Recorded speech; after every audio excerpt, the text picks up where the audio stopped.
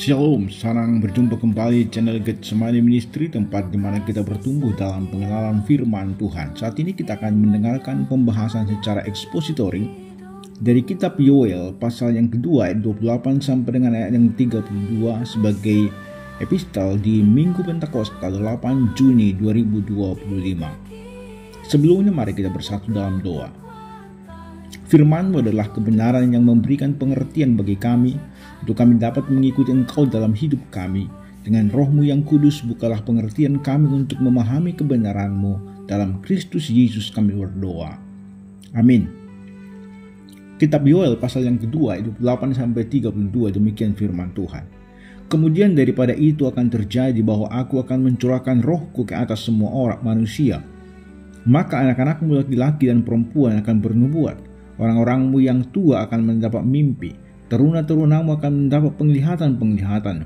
Juga atas hamba-hambamu laki-laki dan perempuan akan kucurahkan Roh-Ku pada hari-hari itu. Aku akan mengadakan mujizat-mujizat di langit dan di bumi, darah dan api dan gumpalan-gumpalan asap. Matahari akan berubah menjadi gelap gulita dan bulan menjadi darah sebelum datangnya hari Tuhan yang hebat dan dahsyat itu. Dan barang siapa yang berseru kepada nama Tuhan akan diselamatkan. Sebab di Gunung Sion dan di Yerusalem akan ada keselamatan seperti yang telah difirmankan Tuhan, dan setiap orang yang dipanggil Tuhan akan termasuk orang-orang yang terlepas. Bapak Ibu Saudara yang dikasihi oleh Tuhan, pada Minggu Pentakosta ini kita merayakan momen yang luar biasa di mana Roh Kudus dicurahkan dengan kuasa yang mengubah para murid yang ketakutan menjadi saksi-saksi Kristus yang berani dan melahirkan gereja yang hidup hingga pada saat ini.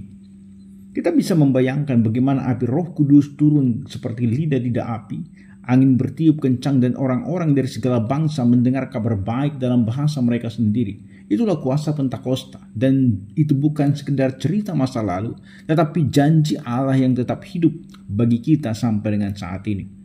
Hari ini kita akan merenungkan firman Tuhan dari kitab Yoel pasal yang kedua 28 sampai dengan 32 sebagai satu nubuat yang menjadi kunci untuk memahami Pentakosta. Teks ini bukan hanya tentang pencurahan Roh Kudus, tetapi juga tentang harapan keselamatan bagi setiap orang yang berseru kepada nama Tuhan di tengah-tengah dunia yang penuh kegelapan, tantangan dan keraguan. Dan firman ini mengingatkan kita bahwa Allah masih mencurahkan Roh-Nya, membawa kehidupan baru dan menawarkan keselamatan kepada semua orang. Mari kita lihat apa yang menjadi pesan daripada teks ini bagi kita pada minggu saat ini. Saudara, yang pertama kita bisa lihat di ayat 28-29, yaitu pencurahan Roh Kudus. Di mana di sana dikatakan kemudian daripada itu akan terjadi bahwa aku akan mencurahkan Roh-Ku ke atas semua manusia. Nubuat ini menyatakan salah satu momen paling revolusioner dalam sejarah penebusan. Itu pencurahan Roh Kudus secara universal, dan perhatikanlah di dalam konteks perjanjian lama, Roh Kudus itu biasanya hanya diberikan kepada orang-orang tertentu, misalnya raja, nabi atau imam, untuk tugas khusus yang diberikan kepada mereka. Tetapi Yoel menyatakan bahwa akan datang hari ketika Roh Allah dicurahkan kepada semua manusia tanpa memandang usia, gender, ataupun status sosial mereka. Kata semua manusia menandai inklusivitas yang belum pernah terjadi sebelumnya. Baik anak-anak maupun orang tua, baik budak maupun bangsawan, laki-laki ataupun perempuan, semuanya akan menerima roh yang sama. Dan memang ini baru digenapi secara dramatis dalam Kisah Para Rasul pasal yang kedua pada hari Pentakosta, di mana Petrus mengutip nubuat ini sebagai penjelasan atas pencurahan Roh Kudus atas jemaat mula-mula. Secara teologis sebenarnya ini mengungkapkan bahwa karya Roh Kudus itu tidak lagi terbatas atau selektif dalam cara yang lama. Ia kini bekerja secara luas dalam tubuh Kristus, memberikan karunia, menuntun dalam kebenaran, dan menghasilkan buah dalam kehidupan setiap orang percaya. Dalam zaman gereja, tidak ada pengikut Kristus yang tidak memiliki roh. Roh itu adalah materai keselamatan. Jadi orang-orang yang sudah percaya, orang-orang yang sudah dilahir barukan, maka mereka pasti memiliki Roh Kudus. Karena roh itu dimateraikan di dalam diri setiap orang percaya. Efesus 1 ayat 13-14. Dan bukti bahwa kita anak Allah adalah bahwa kita memiliki Roh Kudus, Roma 8 ayat 16. Itu yang pertama yang bisa kita lihat dari teks ini. Yang kedua adalah tanda-tanda hari Tuhan, ayat 30 sampai dengan ayat yang ke-31. Di ayat 30 dikatakan, aku akan mengadakan mujizat-mujizat di langit dan di bumi, darah dan api dan gumpalan-gumpalan asap. Matahari akan berubah menjadi gelap dan bulan menjadi darah sebelum datangnya hari Tuhan yang besar dan dahsyat. Kita lihat di dalam bagian ini adalah berisi bahasa apokaliptik yang kuat, di mana gambaran-gambaran langit dan bumi yang bergejolak penuh darah dan api. Inilah tanda-tanda kosmik yang melambangkan pergolakan besar sebelum hari Tuhan yang besar dan dahsyat itu datang. Di dalam literatur kenabian, hari Tuhan itu menunjuk pada penghakiman ilahi, baik dalam bentuk hukuman atas bangsa-bangsa atau klimaks akhir zaman ketika Tuhan datang sebagai hakim. Dalam konteks Yoel, tanda-tanda ini menandai transisi menuju zaman mesianik di mana Allah akan menghakimi dan menyaring umatnya. Dan secara eskatologis ini mengingatkan kita bahwa kedatangan Roh bukan hanya tentang kuasa dan penghiburan, tapi juga tentang kesadaran bahwa kita hidup dalam zaman akhir. Kita dipanggil untuk berjaga-jaga, hidup dalam kesalehan dan tidak tertidur dalam kenyamanan duniawi.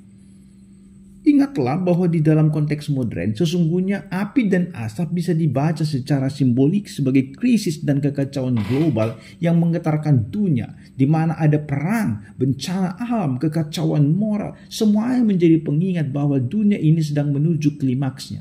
Maka gereja tidak boleh lalai, melainkan harus terus bersaksi dengan kuasa Roh Kudus. Yang ketiga, yang terakhir, Bapak Ibu Saudara, ada janji keselamatan. Di ayat yang ke-32 itu dikatakan, barang siapa yang berseru kepada nama Tuhan akan diselamatkan. Sebab di Gunung Sion dan di Yerusalem akan ada keselamatan, seperti yang telah difirmankan Tuhan, dan di antara orang-orang yang terluput itu akan ada orang-orang yang dipanggil Tuhan. Jadi perhatikanlah, setelah penggambaran hari penghakiman yang mengerikan, kemudian Yoel mengumandangkan pengharapan besar, yaitu keselamatan tersedia. Ada janji keselamatan yang diberikan. Kata kunci perhatikan di situ barang siapa. Itu artinya sebuah undangan yang bersifat universal kepada semua manusia. Tetapi ada syaratnya, berseru kepada nama Tuhan. Dan di dalam perjanjian baru kita lihat nanti bahwa keselamatan itu memang ditawarkan kepada semua orang. Walaupun tidak semua orang akan diselamatkan. Tetapi berita keselamatan itu ditawarkan atau Injil itu diberitakan kepada semua orang. Siapa yang mau menerimanya, maka dia akan diselamatkan. Dan bagian ini secara khusus dikutip oleh Rasul Paulus di Roma 10 ayat 13 untuk menekankan bahwa keselamatan oleh iman adalah bagi semua orang, baik itu orang Yahudi atau non-Yahudi. Nama Tuhan dalam terang perjanjian baru dikenakan kepada Yesus Kristus. Jadi di dalam nama Tuhan, dalam tulisan Ibrani YHWH itu, tetapi di dalam terang perjanjian baru itu dikenakan kepada Yesus Kristus. Maka berseru kepada nama Tuhan berarti percaya dan menyerahkan diri kepada Kristus sebagai Tuhan dan Juru Selamat. Dan bagian ini juga menekankan bahwa meski undangan itu universal seperti yang saya katakan itu tadi, keselamatan itu tetap bersifat personal dan responsif. Hanya mereka yang berseru, hanya mereka yang mau menerima, hanya mereka yang merespon dengan iman dan pertobatan yang akan diselamatkan. Keselamatan itu tidak akan bisa kita bawa misalnya ketika kita percaya maka semua keluarga kita akan otomatis ikut. Tidak. Tetapi kita bertanggung jawab memberitahukan firman itu kepada mereka sehingga mereka kemudian menerima keselamatan itu. Yoel, perhatikan di sini juga menyinggung konsep sisa atau remnant. Akan ada keselamatan di Gunung Sion dan di Yerusalem di antara orang-orang yang terluput yang dipanggil Tuhan. Ini menunjukkan bahwa Allah selalu memelihara umat dalam setiap zaman. Di tengah penghakiman, Tuhan memberikan anugerahnya. Di tengah kehancuran, ada tempat perlindungan bagi mereka yang percaya. Saudaraku yang kekasih, janji Tuhan ini masih relevan bagi kita hingga pada saat ini.